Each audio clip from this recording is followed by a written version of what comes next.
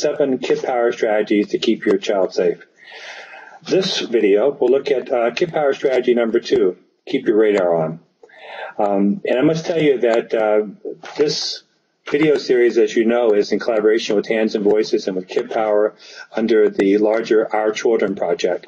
And the reason this project was begun was that so many parents didn't know what to look for. They didn't know how to recognize a risky situation or to recognize that their kids were unsafe. And what this next Kid Power strategy does is help us to begin to realize how to watch out for our kids.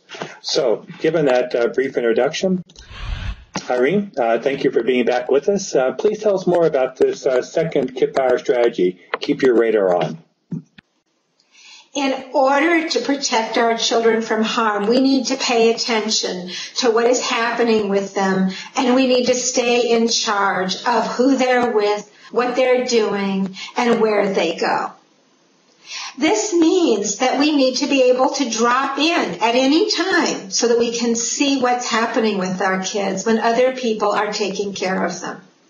Now, sometimes people will say, but kids act differently when you're, when you're not there and when you are there. And in that case, we can ask for guidelines about how we can be present in a supportive way without interfering with what's going on. But we need to feel welcome to be able to see what's happening with our kids.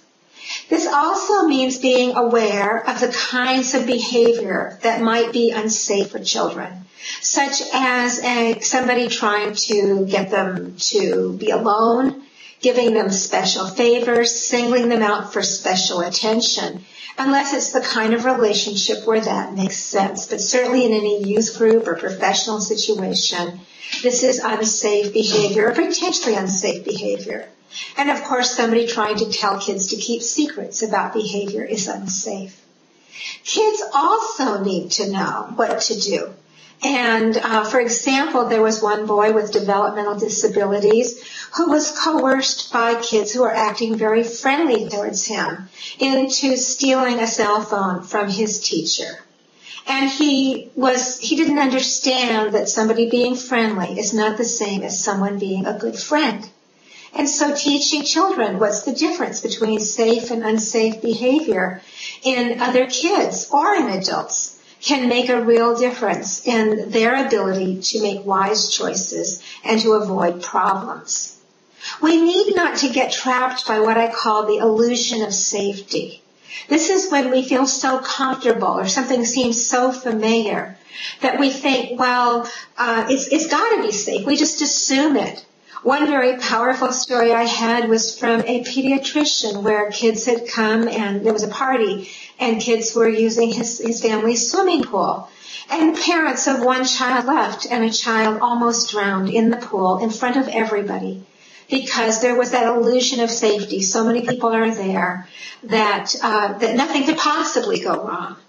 The same thing can happen when we have children walking in places that are familiar to them and to us, but without the skills that they need to protect themselves.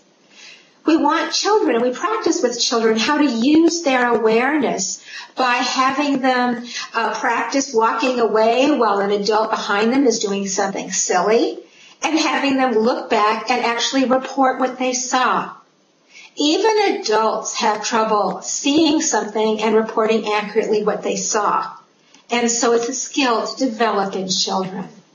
We also want people to learn how to use their intuition to pay attention to uncomfortable feelings so that they speak up and act on those feelings instead of ignoring them or pushing them away.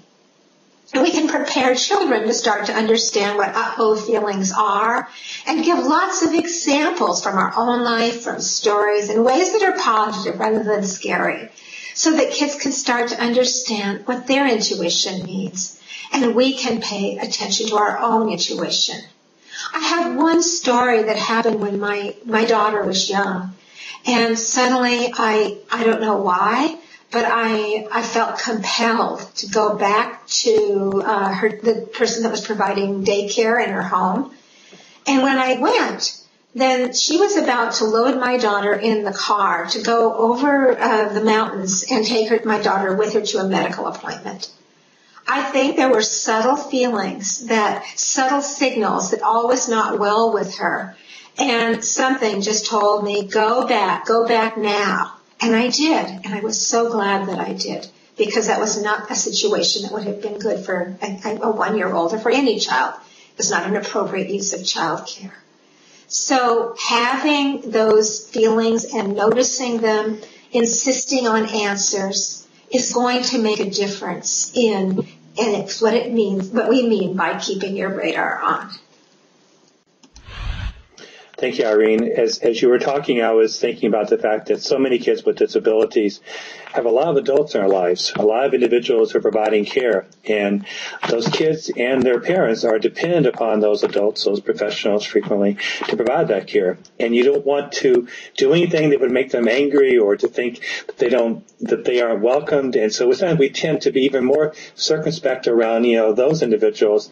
Maybe we would be someone else because we're so dependent upon them. But what you're saying is that anyone who has access to our kid, we must have access to them. And we can never let our feeling of we're imposing get in the way of our kids being safe. I thank you for this second of the 7 Kid Power strategies. And I encourage you to watch the remaining strategies because the safety of our children depend on it. Thank you.